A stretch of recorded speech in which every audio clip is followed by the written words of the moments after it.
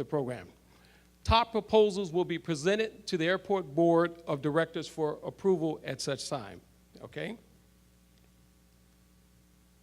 So I've been selected. Now what?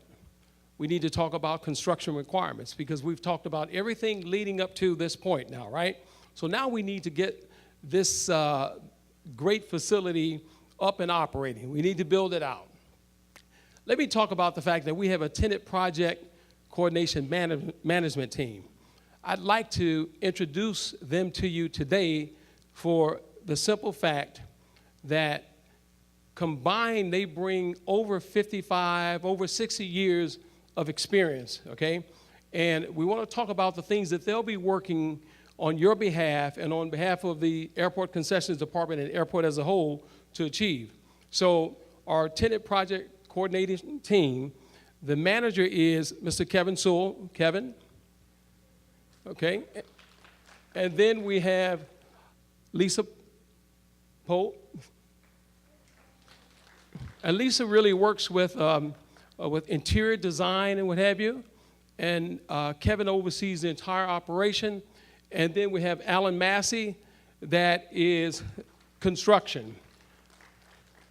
And between the three of them, let me just tell you, they have mastered a program, and you're going to see the outline today from a timing aspect, how they've narrowed this program to ensure that we're expedient in delivering the objectives of your program. They're very, very talented. So wanted you to meet them because they're going to be working with your teams on an ongoing basis for the next 9 months, 12 months, whatever it takes to get it up and operating.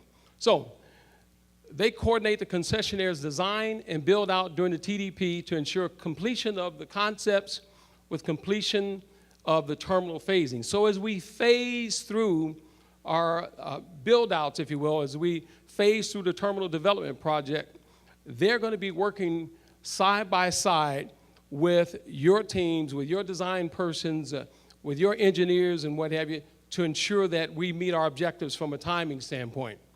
They will provide ongoing support and coordination in the development of the concession space through compliance with the DFW design criteria. We have a design criteria manual that they actually go by and ensure that we all adhere to. And then they work with your teams on the design so that we look at the process of flow. Well, you may have a design that's submitted that they look at it and they say, you know what, might we suggest that this works better, if you will. And that's why we lean on them. I mean, it's not anyone else making that call. That's what they're here for. And they've done an excellent job. And so you need to lean on them. That's why they're there. And finally, the construction. I mean, from start to finish, they're going to ensure that your program is being optimized from a timing standpoint with your contractors. And that helps you because at the end of the day, time is what? I know I'm in the room with folks that like making money. So time is what? That's right. And so if they can narrow your time, then they save you what? There we go. Now look, everyone needs to know I'm kind of one of those persons. I'll talk with you, but you got to talk back with me, okay? All right, is that okay? Let's have some fun. Okay, let's talk about it. It's been a long day. Let's have a good time, you know? Okay, so now, again, you've been selected. Now what? Let's talk about the construction requirements a little more in depth. From an internal environment, in other words, that team that you just met works with the various disciplines internally to ensure that that timeline is met and that they can help you meet your objectives as quickly as possible. They work with our planning department, with our ADE department, our asset management department. They work with the codes department, but everything links back to them. So they are really an integral part of you optimizing and being successful in your objective. Not only are they working internally, but externally. So externally actually works directly with you and your team. So what they do is they work with like you as the tenant. They work with the designers, with your engineers, and with your contractors to ensure, again, that you meet your goal and that we help you to meet your goal. We don't want you to just be out there and feel as though you're a lone ranger. We want to bring support, and that's why it's imperative that you understand who that team is and what they bring to the table. So again, there's a development process timeline that we want to touch on today. This is the concessions build-out process. You have various phases. So in phase 1, you have a design period, which is approximately 91 days, of which you're going to have a 30% design presentation that's due 46 days from the date that the board approves your go forward, your lease, your agreement. Once that happens, then the ball starts rolling. So that 30% design is 46 days from that date. The tenant's design team will present to the concession staff. So your team is going to come in, going to meet with these 3 individuals, as well as if it's food and beverage, it'll be Peter. If it's retail, it'll be Carolyn. Or if it's passenger amenities, it'll be Dana Cassidy. So they're going to be presenting to the team, and the team is going to be given an assessment to help better what your vision is as well. So it's a team effort here. A color rendering of the store elevations will be required at that time, so you kind of understand what we're submitting. And then you have 100% code submittal, which is due 45 days from the 30% design presentation. So we got it kind of sequenced here.